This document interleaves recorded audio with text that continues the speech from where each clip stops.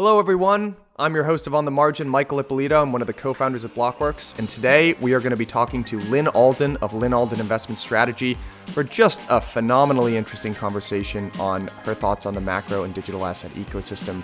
We cover her thoughts on inflation, to the steepening of the yield curve, to yield curve control, and finally, what she thinks about Bitcoin and the developing digital assets ecosystem. Quick reminder, if you are listening to us on Apple, please make sure to give us a rating and a review. If you're listening to us on YouTube or Spotify or really any other platform, just make sure to hit that subscribe button. All right, on to the show. All right, Lyn, thank you so much for coming on to another Blockworks show. It is a real pleasure to have you here. Happy to be here. Thanks for having me. Yeah, of course. There's so much interesting stuff going on. It's almost tough to know where to start. But one interesting idea that I've heard you talk about lately is this transition of what you call monetary dominance to fiscal dominance. So why don't we start there? Yeah, absolutely. And so if you look back in history, we spent 40 years or so, actually more than that, in a very heavy period towards monetary policy, where most, every time the Federal Reserve had one of their, meeting minutes coming out, or statements that they're going to change policy, the market watches it with bated breath. And now it's really, that's still relevant, but it's more now about the fiscal policy, right? So when we had previous recessions, fiscal response would be pretty small. We'd have automatic stabilizers kick in. We might have a small stimulus bill, but we weren't doing massive kind of direct-to-consumer stimulus efforts. And instead, we'd cut interest rates by the Federal Reserve. That was their normal policy tool. And then in the great financial crisis, we moved into quantitative easing, which again didn't get out into the broad money supply. That didn't send checks to people. Homeowners weren't really built out. And instead, you just got a recapitalization of the banking system and kind of a reflation of asset prices. But now what we're seeing is direct cash handouts in the form of stimulus checks, PPP loans that turn into grants, corporate just pretty much bailouts, like just giving money to airlines and to help keep their payrolls open, and the extra federal unemployment benefits. So we had those back last time too, but they were something like an extra $25 a week. And so now it's add a zero to it and then more. And so it's a totally different world now. And basically, you have to go back to the 1940s to find a similar fiscal response to this. And of course, this time was due to a pandemic, and last time was due to a war. But last time, of course, instead of sending checks to people, it was about just massive fiscal spending into infrastructure and into domestic manufacturing and things like that. And then also, when soldiers came back from the war, there was the GI Bill, right? So you gave them money to get trained and go to college, depending on what they wanted to go through. And so we're in a similar situation now in terms of fiscal monetary policy. And it's funny because in many ways the 2010s, starting of course in 2008, looks a lot like the 1930s starting in 1929. That whole period mirrored very closely where you had a banking crisis, a private debt bubble coming undone, a period of economic stagnation, a bank recapitalization, and then kind of this like sideways kind of weak recovery.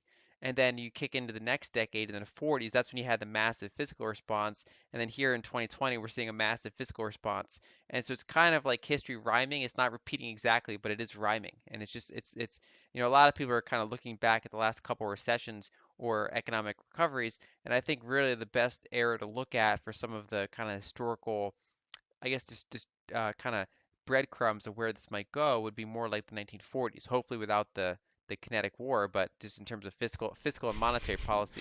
Yeah, Yeah, fingers crossed. yeah.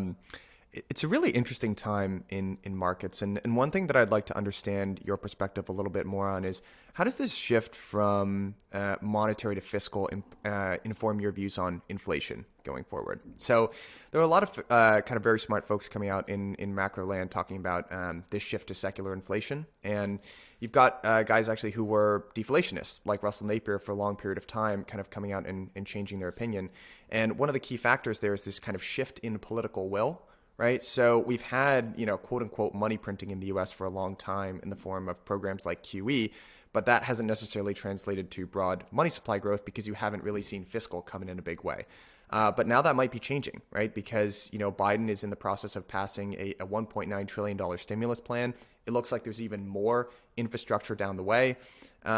So talk to me a little bit about how these fiscal plans could actually translate into more money supply growth and how that might inform your view of inflation.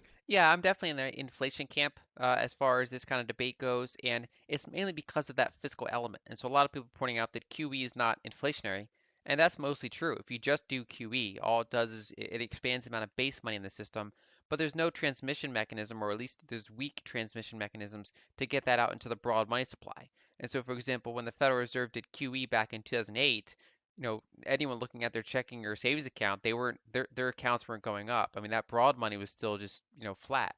And but now when they expand their reserves, when they expand the amount of base money, the Treasury goes and then injects it right into the economy.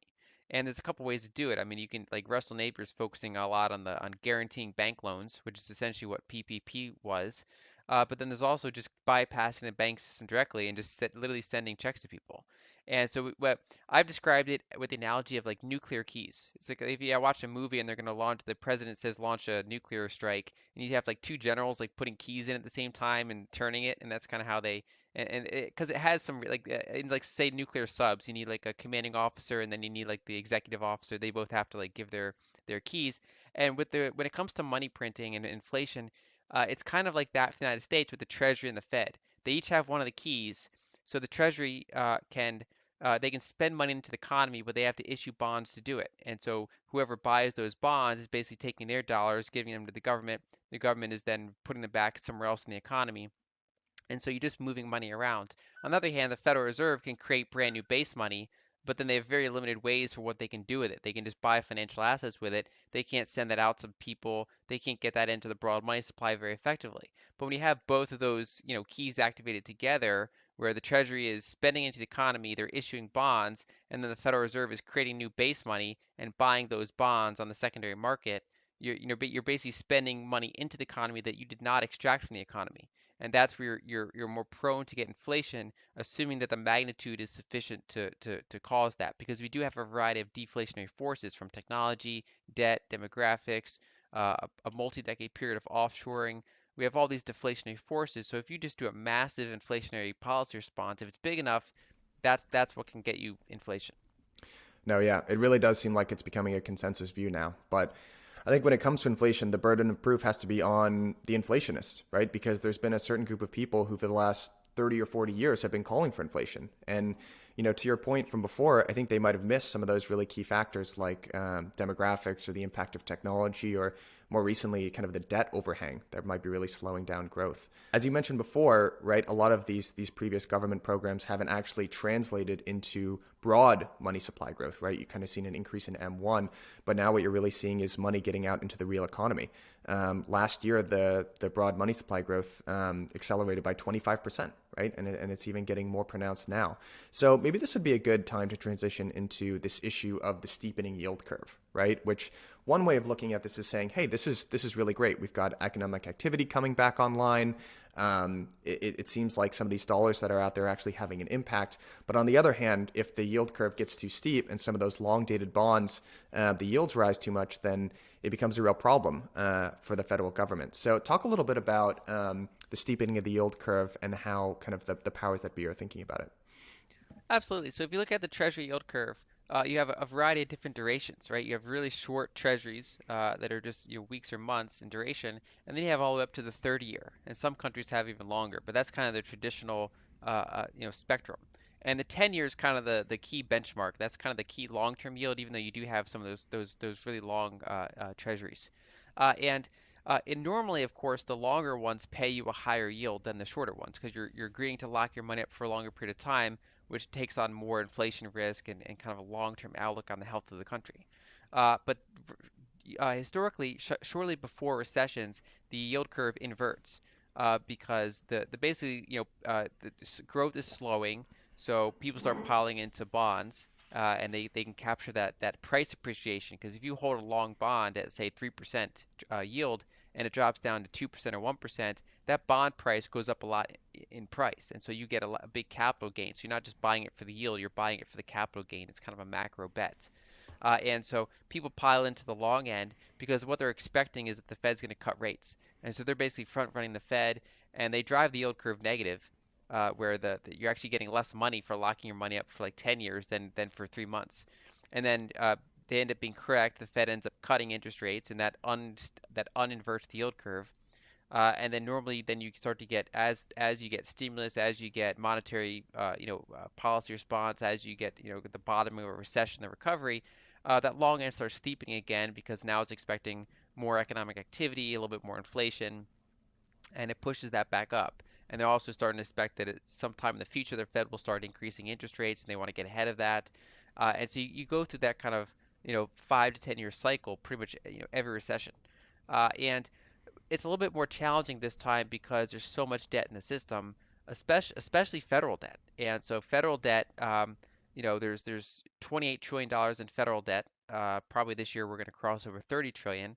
And so that that has to be very low interest rates in order to avoid a kind of a fiscal spiral. Like if you just do the math, I mean, if you have 30 trillion in debt, every 1% interest you pay on that is $300 billion. And so if you have 3%, you're paying $900 billion a year in interest. And so they basically have to keep interest rates low. And also if you look at the stock market, we've never had a higher market capitalization to GDP before. So if you look at kind of our overall economic consumption, it's very tied to asset prices, right? Because that's what makes people feel rich.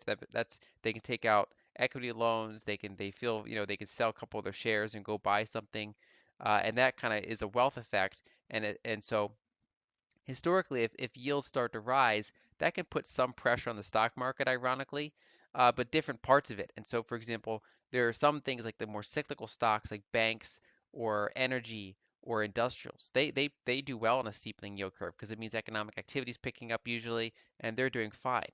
The things that run into some trouble is that, over the past 10 years, technology stocks have outperformed everything else. I mean, you want to be in the FANG stocks pretty much. And I mean, a lot of it was fundamental driven. They did very, very well in terms of revenue, earnings, cash flow, balance sheets, at least most of them.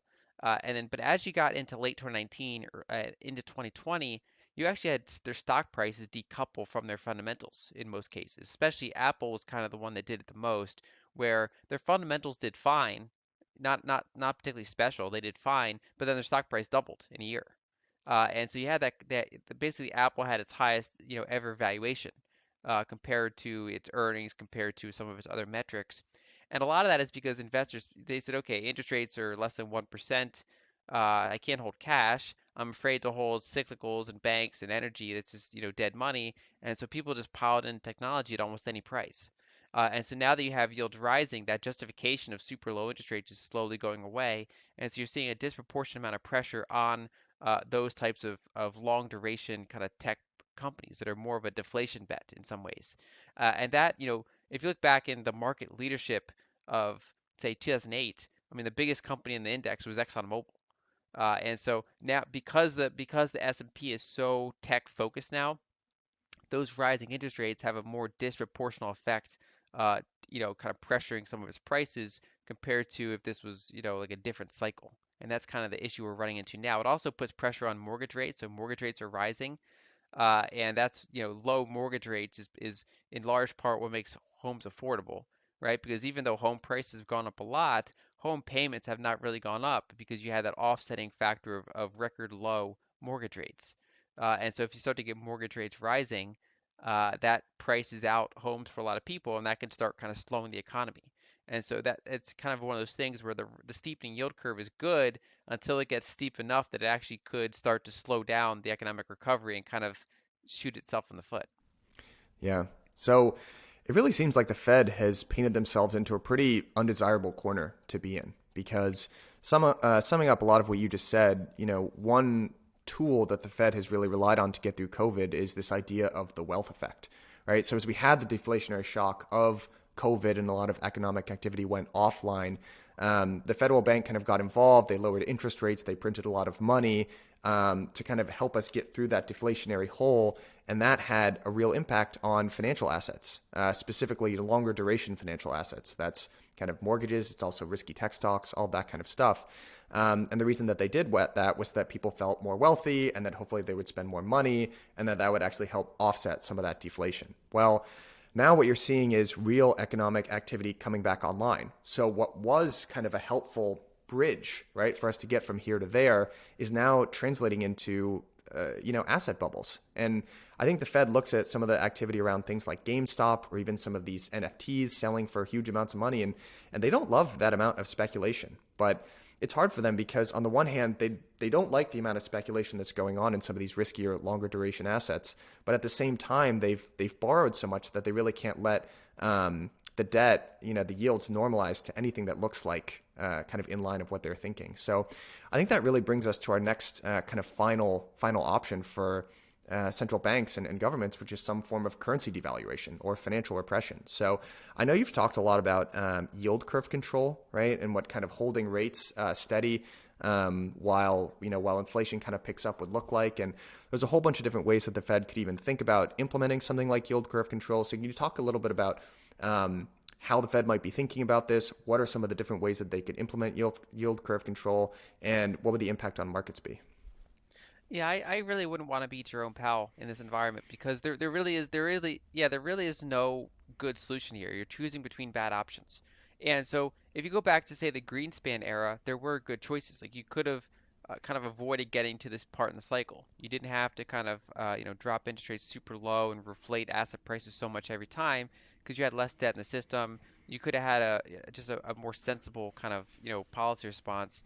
But we have because we have built up these bubbles, it's extremely difficult for them to unwind it. In fact, if they try to unwind it, like they were doing quantitative tightening back in 2019, and the Treasury market broke, and they're basically through the repo market, but basically that was essentially a T-bill oversupply problem, and so the Fed had to start expanding their balance sheet to buy T-bills, and so overall they don't really have any good solutions, and historically that's actually it's not a unique thing in history. If you go back, you just uh, you know, through American history, but then even just through other countries and through centuries, when you get to kind of the end of a long-term debt bubble, usually the answer is what ends up happening is currency devaluation. And so they basically, some of the debts get defaulted on and restructured, but really it's you change that denominator, the currency itself. And so, for example, if you look back in the 1940s, which is the only other time in history where the U.S. government got to over 100% debt to GDP, they did yield curve control, where the Federal Reserve said, okay, we're going to buy treasuries, we're going to hold their long yields below 2.5%. And the mechanism they do that is by being willing to buy any treasuries that try to go over that yield. They said we have an open bid for any treasuries that go over that, and we can print money to enforce that bid. And so basically, what they're doing in that situation is they're exerting control, fully manipulating the yield curve, but then their release valve is the currency. They're sacrificing the strength of the currency. They're losing control of their balance sheet to peg a yield. And I mean, the Federal Reserve hated that back in 1940. The Treasury basically bullied them into doing it. They didn't really want to do it, but the Treasury needed to be financed for the war. And even when the war ended, the Fed's like, we can stop now, guys, right? We can. And then the Treasury's like, no, no, we still have a couple more things. And so they actually held that till like 1951, and the Fed just they hated all of that. And we're kind of gearing towards that again, where if you get yields rise, the Federal Reserve at some point has to basically cap yields. And they don't want to. They've actually wrote in their meeting minutes like, "Hey, we looked into the 1940s. We'd prefer not to have that happen, but it's on the table." And they're also looking at Australia and Japan because they're currently doing limited forms of yield curve control. It's not as extreme as the Federal Reserve in the 1940s, but for example, Australia is pegging its 3-year yield. And if you look at their yield curve, like the 3-year is totally artificial because everything else is smooth, and then the 3-year is like held artificially low because the Bank of Australia has an open bid to buy 3-year treasuries, and they've aggressively defended that peg. And so I think their peg's too low. I think it'd be easier to defend it if it's a little bit higher, but they're going all out defending this artificially low peg. And the Fed has said they're watching those sort of situations, and they're also, it's funny. Shortly before the pandemic, they in February 2020 the Federal Reserve published a piece on yield curve control. They basically analyzed the 1940s, and it means they started working on that paper in the late 2019. And so they were already kind of aware how this end game probably goes, and they don't, it's like their last toolkit. Like that's their because they basically give up independence. They give up the size of the balance sheet in order to peg a yield, and so they prefer not to do it. So their other tools ahead of that are one is they can just what they're doing now, which is waiting and watching. So until things get really disorderly, they don't have to step in. They can just say, okay, yields are going up, that's healthy, and they can just, you know, they can kind of talk it down a little bit and say, oh, it's healthy, it's fine. And it is because I do think that the market overall, if there was especially if there's less debt in the system, would be healthier with higher yields. And so, but they're sitting there saying, okay, we're going to watch that, it's fine. And then you have a couple of disorderly days.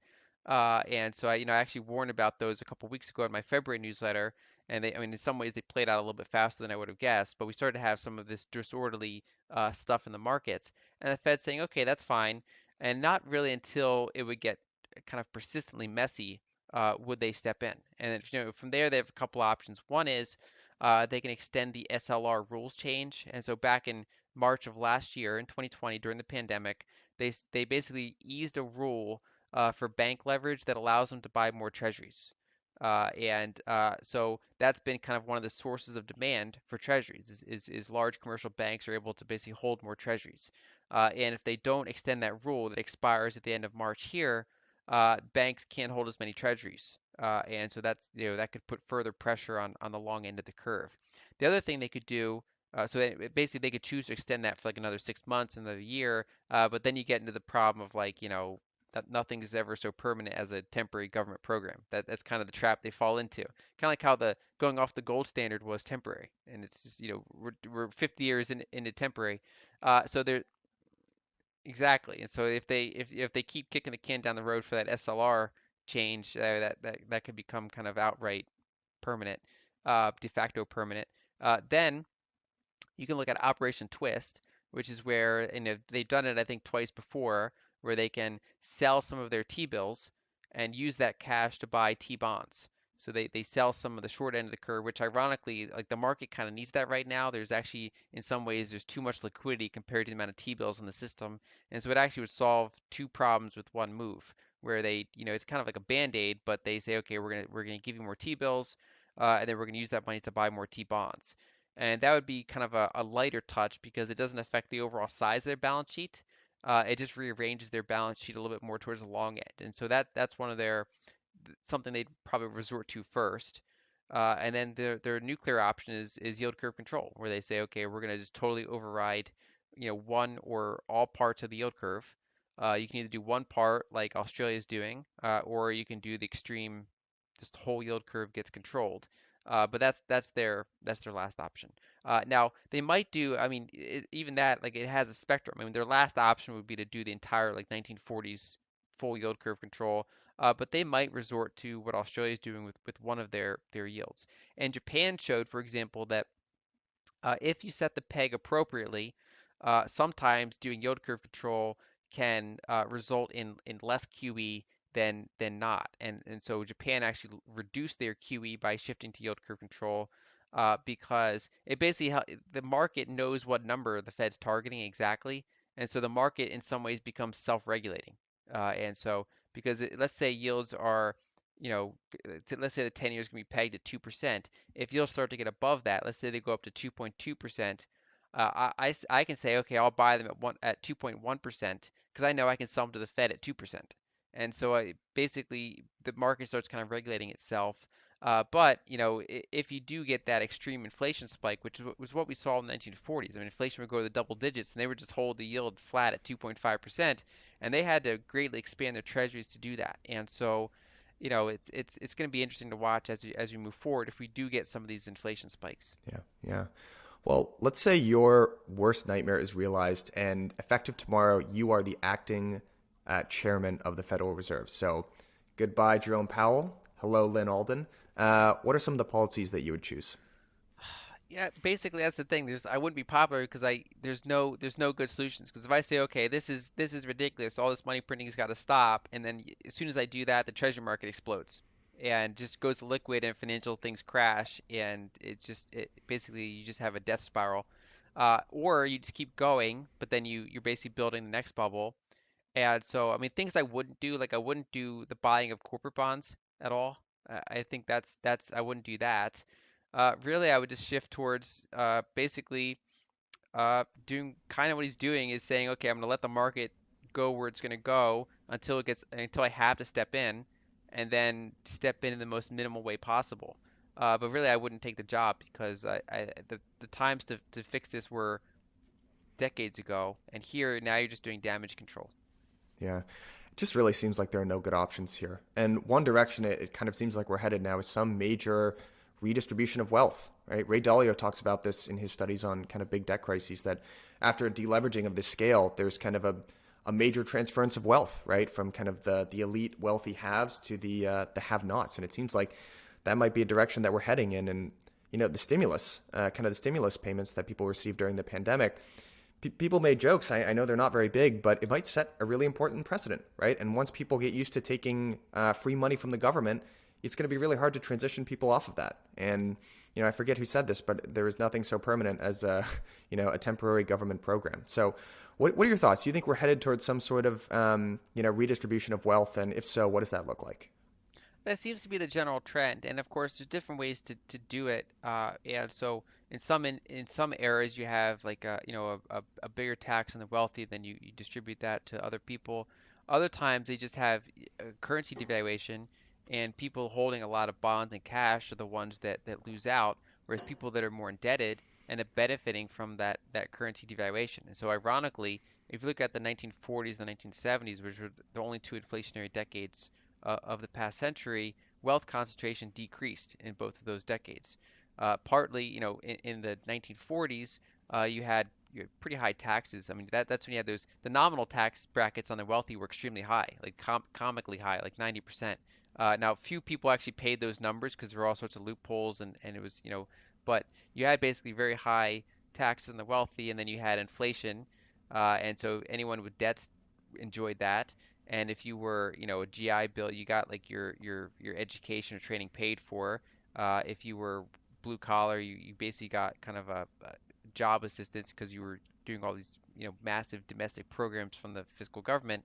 Now, the thing there was that they kind of nailed that turn well because you had all that kind of increase in government spending and stuff. But then when the war ended, they did kind of turn in towards austerity, and so you basically had fiscal debt stopped going up.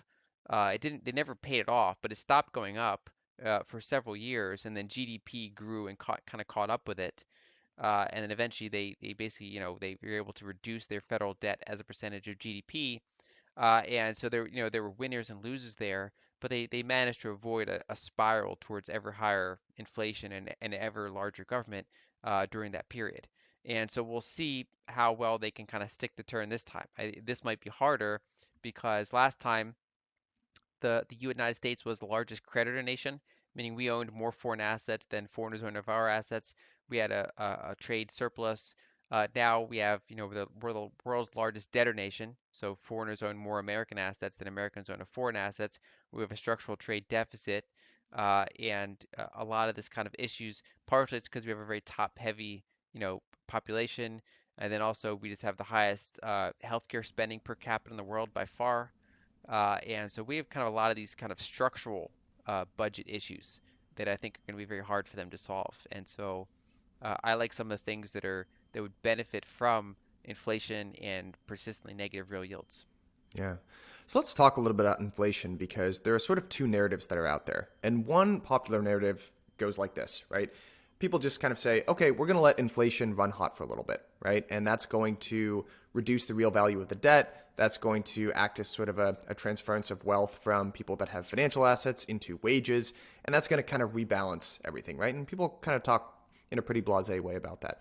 And then there's another group of people that say, well, hold on one second. If there's inflation, that's actually a sign that the government is broken, right? And when there are periods of rampant inflation in history, you probably wouldn't have wanted to live through a time like that, right? Because it means something is fundamentally flawed in the economy, and times of inflation tend to translate into social unrest or some really unpleasant stuff. So, if we do get some type of inflation, what are your thoughts on what does that actually look like?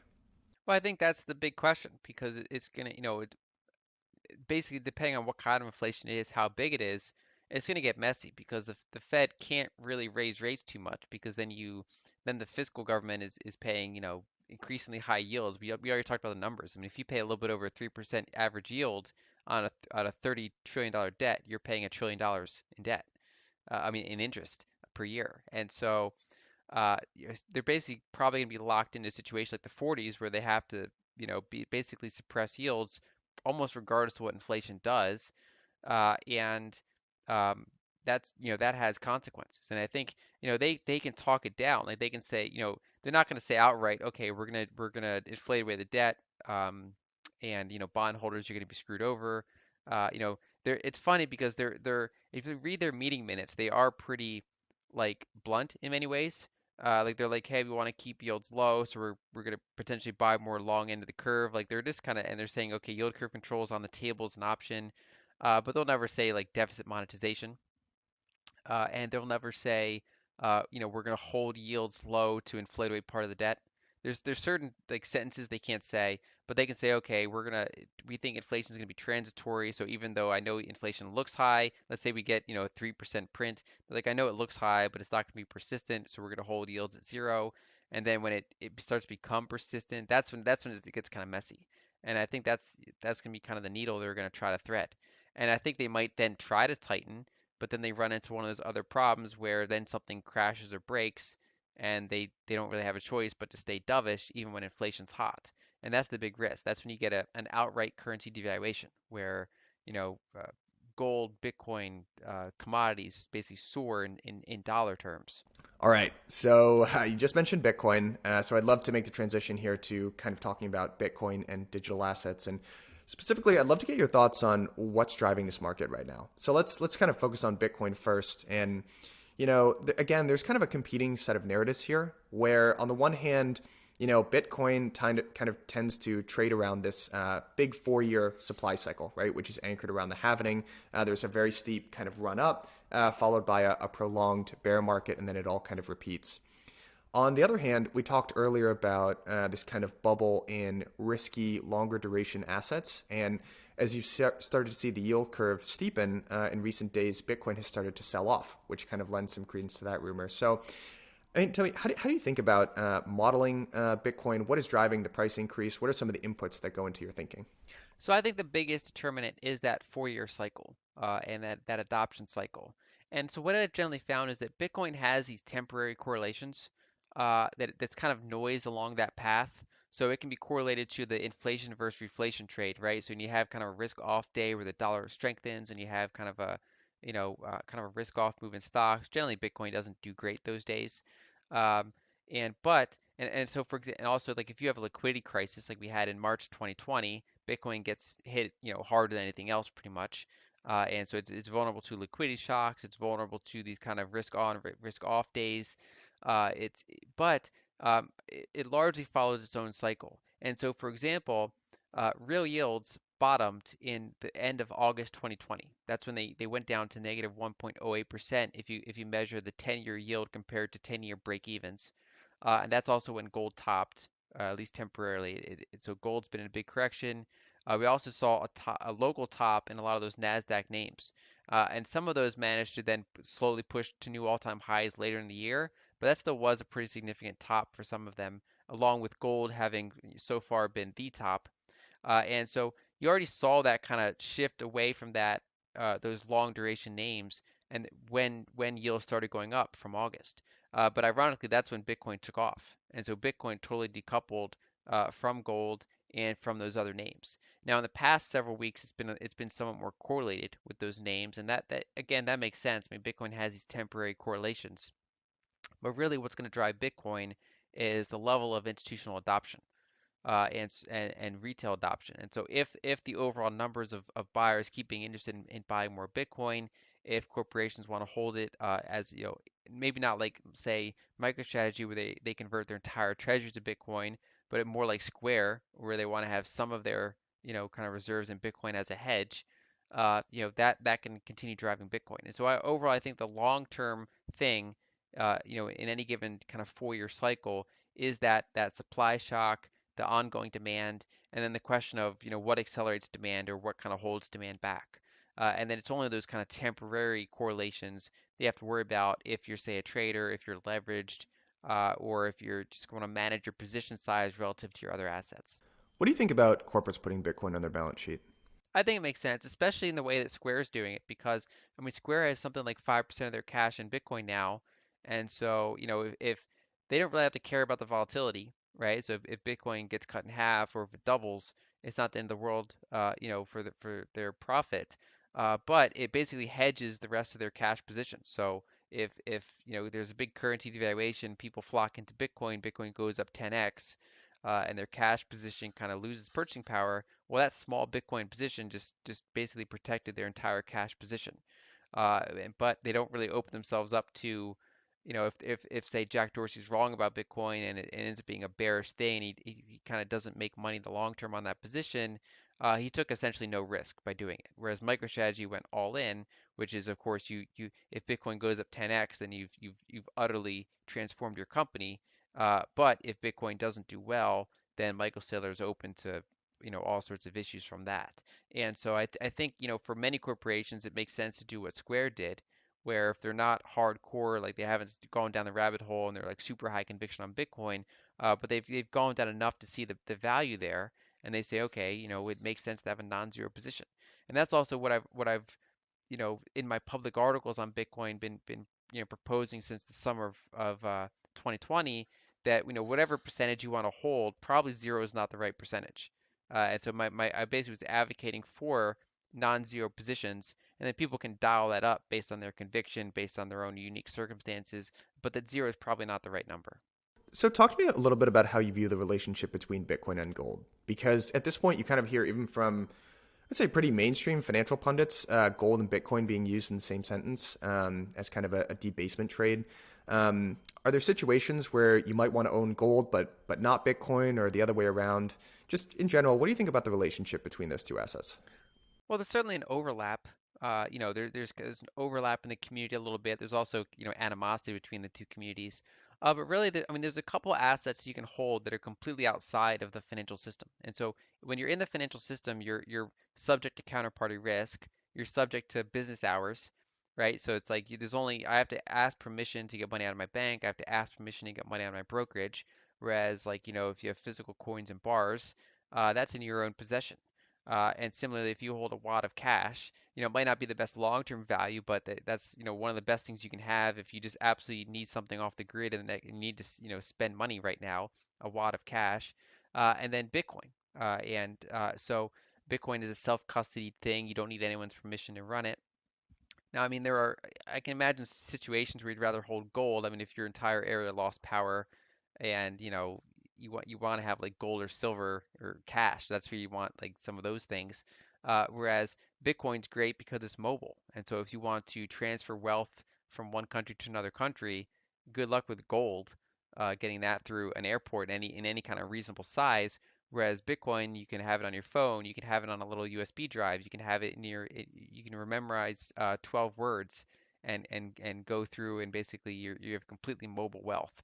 And so they each have different use cases. Obviously, Bitcoin as a smaller, newer, higher performing asset class is kind of it's the new kid on the block, and so that's taking market share.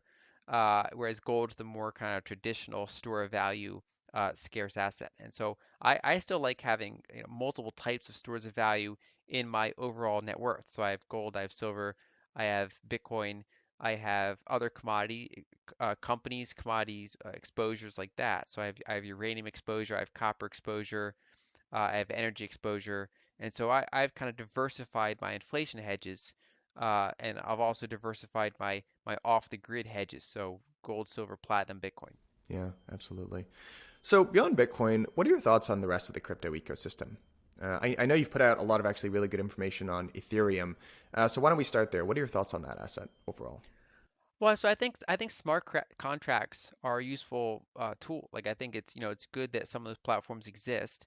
I think decentralized exchanges are a good thing, and I think decentralized liquidity providers are a good thing. But then the main question from there is, do the well, there's a couple things. One is if you have protocol specific issues, like Ethereum's going through an issue now where it's transitioning from proof of work to proof of stake. They have throughput issues, which are more of a problem for Ethereum than Bitcoin because Bitcoin, the transactions tend to be pretty high value. And there are off-chain solutions for smaller transfers of value.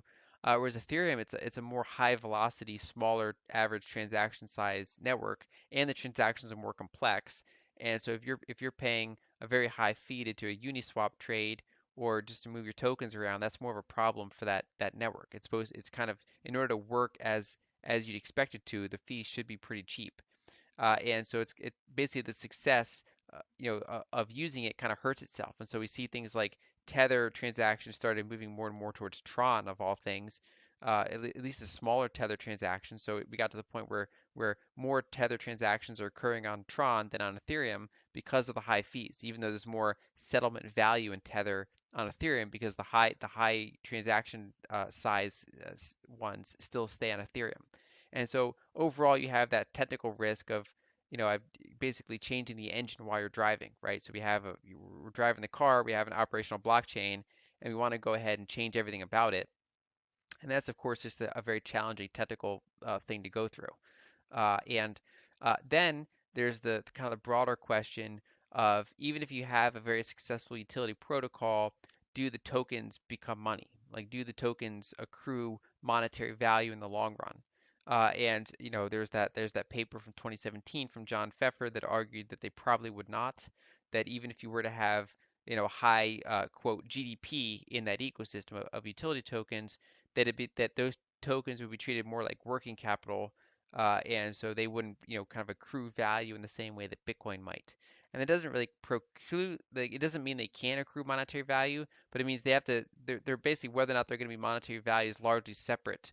So you can have the ecosystem grow very large where the token value kind of stagnates. And in some ways, that paper, if you go back, that was published in late 2017, and since then, the amount of value settled on Ethereum's gone up substantially. It's like tripled. Whereas the market cap is roughly where it was 3 years ago. It briefly got a lot higher. Since the correction, I haven't checked it the last couple of days, but it's somewhere in the ballpark of the same market cap. So the market cap has not increased at the same rate as the transaction value has. And so that's kind of my concerns with the overall kind of utility protocols is that while I'm glad they exist and I think there's interesting development being done there, I haven't seen a compelling case of why I'd want to hold a significant amount of their tokens long term. Yeah, so what do you think about the development of the entire crypto ecosystem over the course of the next, say, 10 years? Because I think even the proponents kind of fall on one of two different spectrums, right? Which you've got, kind of for lack of a better term, the Bitcoin maximalists, right? And they say, hey, look, I really understand Bitcoin. It's a digital gold. It's a store of value, pristine collateral, kind of all of those arguments. I really understand how this is a hedge against central bank digital currencies. And I'm very confident that that's going to have value over the course of the next basically its lifetime. And then, there's this kind of other view where you look at it and say, well, really what crypto is at a high level is it's a different way. It's a governance and incentive mechanism, right? And it's this very cool new way of structuring and owning networks. And that's going to allow you to do all this really cool stuff, kind of starting with financial markets, but branching into all of these other different types of companies. That's really going to be a super disruptive force over the course of the next 5, 10, however many years. So, if you had to kind of pick between those two narratives, where do you fall on that spectrum? A little bit of both. I mean, I think it still is an open question because, I mean, the last thing you want to do is underestimate it. Like, all those quotes of people saying about the internet, like, oh, it's like it's never going to amount to much. And, like, Right. It's you don't want to it's be one never of going to be those. more valuable than the fax machine. Someone said that. I Exactly. think Yeah. Paul Krugman. Yeah. You don't want to be like quoted like that 20 years later. And so there is certainly a lot of potential there. But at the same side, it's like one of those things where when something's new, it's like you want to apply it to everything, even things that it might not be best applicable for, or you might overstate what percentage of people want to have decentralized apps. So a lot of people like centralization. A lot of people just want things to be easy. They trust their providers, and there's only kind of a small percentage of us that might want to have just more kind of independence in that way. And so you could potentially be overestimating the market size of certainly these applications. I do think that, some of these like highly expensive non-fungible token prices will maybe not be looked too favorably on years from now. So you're Uh, not going out and buying those little crypto punks selling for $700,000 or whatever they're no, selling for? I'd rather buy like 12 Bitcoins, for that price or whatever the number is. And so Yeah. overall, I think that there's a lot of interesting potential. I do think that, like we talked about, I think decentralized exchanges in some form are here to stay. I think decentralized liquidity providers are here to stay. The question is how big they get. There's also If you look at the Lightning Network, I think that there's really interesting developments there. And so that's one of those things where because the Lightning Network is not really about trading, it hasn't blown up in the same way that DeFi has on Ethereum. But there are, really kind of interesting developments happening that slowly but surely, and it doesn't might not get as much press. But for example, now you have major exchanges using Lightning. That's kind of a recent development, more and more. And then of course we have Strike Global, where you're basically doing fiat to Bitcoin back to fiat transactions, and basically it's an improvement over international remittance and international currency changes, international money flows, and then going back to the utility protocols. I mean, even that uses stablecoins as an option, so you can do fiat to Bitcoin to stablecoin on the other side. And so I do think that stable coins are here to stay for a while, and I do think that some of these applications are interesting. You also have things like Sphinx Chat, where you can basically, you connect basically it kind of weeds out spam, and it's a useful way to do micropayments. And so I do think that the whole space is just worth watching. I do think that stable coins, some degree of smart contracts, and some of these improvements over kind of these legacy plumbing systems for finances are a net benefit. Yeah, absolutely. The way that I sort of think about it is there was actually a game that came out in the early 2000s called Dot Bomb. And it was a board game. It kind of made fun of every really stupid idea from, the dot-com crash. It was like, pets.com and, all this other stuff. And it's funny because right now, a lot of the ideas that got made fun of in that game are some of the unicorns that you see today, right? So, pets.com kind of became Chewy. There's, grocery delivery. There's ride hailing in the form of Uber. And, I think one of the big things that changed, right, is actually the development of the iPhone, right? And people didn't really realize that you were missing this critical piece of infrastructure to make all these companies viable, which was this little remote control to your world, right? And maybe ride sharing didn't make a whole lot of sense if you're dialing up on this old modem and you got to do it on your computer and then like wait for the guy outside and it takes forever. But if you have this little super powered computer in your pocket and you can type it in anywhere that you are and a cab appears instantly, that's suddenly much more of a powerful company. And even if you look at something like eyeballs, right, which people look back and say, man, that's so stupid. Like, how do we think eyeballs were the only thing that mattered and profits don't count? But if you look at a lot of the companies today, maybe that doesn't seem so crazy anymore, right? And we're kind of, reverting back to that camp. And I think when you look at the crypto ecosystem overall, there are kind of flashes of brilliance, but you get the sense that maybe this is way too early. Like there are elements of kind of transparency in decentralized finance which are really appealing, but it's still so early and the UI is still so rough that you say, I don't really think a lot of this stuff makes sense. And there are pretty interesting kind of shifts in market dynamics as well. Like the whole 24/7 nature of crypto markets in general, that feels like a permanent shift, right? And if you look at digitization and people just kind of being on call 24/7, that feels like the continuation of a really big trend that's been going on for a long time. And it doesn't seem like that's going to reverse. So I kind of think we're at this point in crypto where we haven't really had our iPhone moment yet. And you haven't had Yeah. whatever that piece of infrastructure or that inflection point is that makes a lot of this stuff just fall into place and say, yes, this is obvious. This makes a lot of sense. But I think the people who are deep enough in the ecosystem, they can kind of feel like there's some magic here. There's something there. And a lot of this stuff is permanent and it's not going to go away. Yeah, I think it's one of those things where, even if you go back to the dot-com bubble, there were companies that we know today that were back then. I mean, Amazon was part of the dot-com bubble, and their stock price Mm, got ahead of themselves temporarily, but they were one of the ones that yeah, really did make right. use of the internet and really kind of came out as a Yeah, giant. And I mean, even looking at Bitcoin, that is one of those things where finally a piece of the puzzle came in. And so a lot, what Satoshi did was like he didn't invent blockchain. He just basically took existing things that were kind of separate and he solved a problem that people have been trying to solve with the right mix of solutions.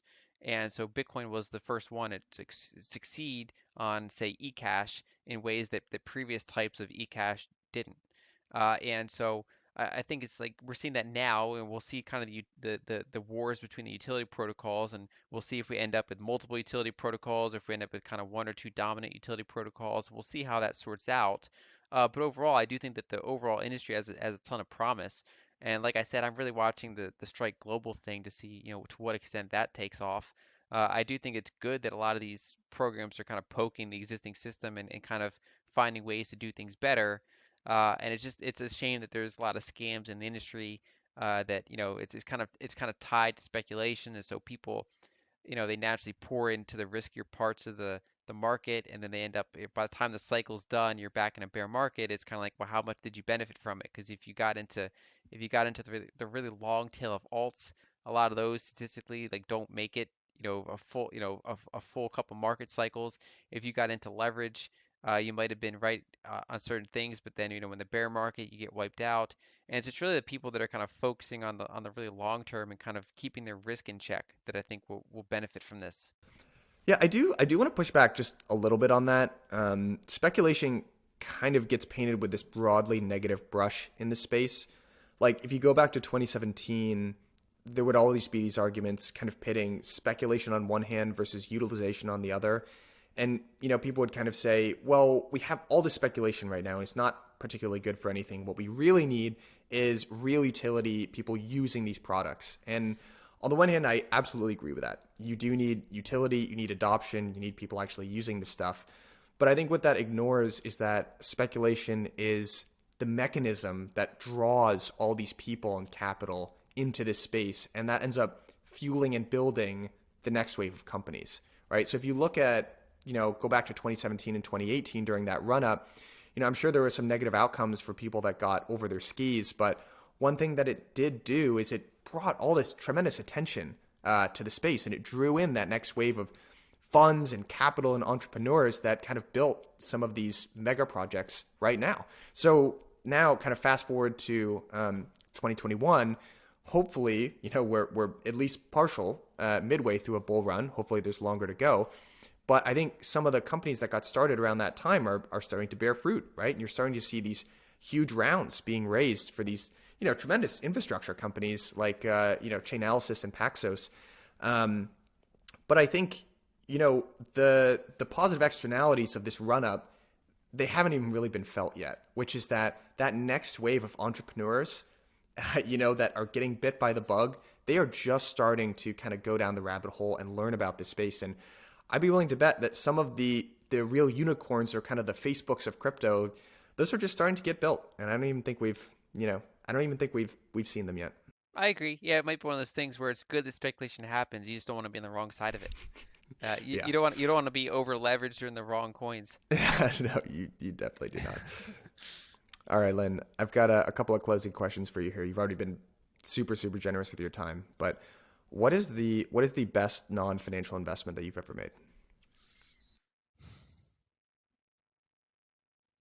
Probably just being healthy, like focusing on eating super healthy, exercising, and basically just kind of avoiding processed foods and kind of eating healthy. It's funny, like my website's almost entirely financial articles, and then I have like one like health article or fitness article, and it's like 9,000 words. And it's one of the most popular articles on the site just because it's kind of written the same style as all my financial articles. Like there's tons of charts and like but but it's like all about just fitness. And so that that's I think been one of the most important things is just overall staying in shape, Hmm. and also just travel, Yeah, seeing the world. that's a really good answer. Also, I would add sleep to that as well. Yes, yes. Like there are some people that can operate on 4 hours of sleep. I am not one of those people. I need more sleep than that. My husband's one of those people. Yeah, It's I don't such know an how. advantage. It's Yeah, crazy. I wish I was like that. I wish I could sleep 4 hours a night, but yeah, you do not want to see me after 4 hours of sleep a night, yeah. for sure. Okay, next question. What is a period of time in your life where you have felt the most at risk? That could be during a particular investment or a trade or just a certain development that's going on. What's just a period of time in your life where you felt particularly at risk? I mean, certainly when I was getting out of college, because I graduated during the Great Financial Crisis, and had student debt, and so it's basically basically our society has focused so much on that idea of taking out student debt, going through college. And of course, I was lucky to be in one of the majors where that makes sense. I mean, I did engineering, and it's one of the things where having a degree really helps. And so, I was able to find a good paying job and pay back those loans. But basically, the idea of just being financially vulnerable, of having a negative net worth, just, everything kind of felt fragile in a sense. And so that's just, it wasn't a great time in terms of feeling vulnerable, feeling risky in a sense. Well, it seems like everything is working out now. So Yeah. I'm glad that all worked out. Okay, last question for you here. If you had to make an investment in one asset and immediately after making that investment, you go into a coma for 20 years. So no knowledge, no ability to make any adjustments. What is the one asset that you're putting money into? That's tricky because I think, if I were to guess the best performing one to be Bitcoin, um, I might go with silver just because I know like it'll never like there's almost nothing that can go wrong when you're broke after 20 years. So I guess if I had to pick only one, it'd be silver, but I think it'll underperform a lot of other assets, but it won't go down 50% or something over a 20-year period unless you buy it during a bubble. Like if you bought it in 1980, it underperformed for a long time. So I would say silver when silver's not in a bubble. Was the 80s when the Hunt brothers were doing their thing? Yeah. Yeah, so silver hit 50 and it didn't reach that price again until 2011. But if you look at the chart, it was like silly. It was like vertical. And so as long as you don't buy silver when it's vertical, it might be dead money, but you won't lose your money and you might gain a lot of money. What an unbelievable story that is, the Hunt brothers. It's just such an entertaining chapter in market history. Yeah. But Lyn, you have been so generous with your time. So thank you so much for speaking to us. If our listeners want to figure out more about you or the service that you provide for investors, what is the best way to do that? So I'm at lynalden.com and I'm also on Twitter at lynaldencontact. Awesome. Well, Lyn, this was a ton of fun. I actually, I had a bunch of notes prepared for this interview, and I don't even think I referred to them one single time as we were talking. So this was a ton of fun. I know you're probably inundated with invitations to go speak, but we'll have to do this again sometime. Sure, be happy to. Awesome. Thanks. Bye, Lyn. Bye. All right, guys, that's the end of episode 1. You made it to the end of the show, so you deserve some kind of a award or a medal or a cookie. But right now, I'm actually going to need even more help from you. I'm really genuinely curious to see what you thought of the show. And more importantly, I want to know who you want to hear from in the future. So you can find me at Michael Ippo. That's my Twitter link. Not very big on the Twitter, but I'm working on it. So shoot me a message or a DM or whatever it is. Let me know what you thought of the show and who you'd like to see and hear from next. Finally, it really does make a big difference if you do a short rating and review. So again, if you're listening to us on Apple, please make sure to do that rating and review. And if you're listening to us on Spotify or YouTube, all you got to do is hit subscribe, and all of this content is going to be delivered directly to you in the future. Thanks again for listening. Your medal's in the mail.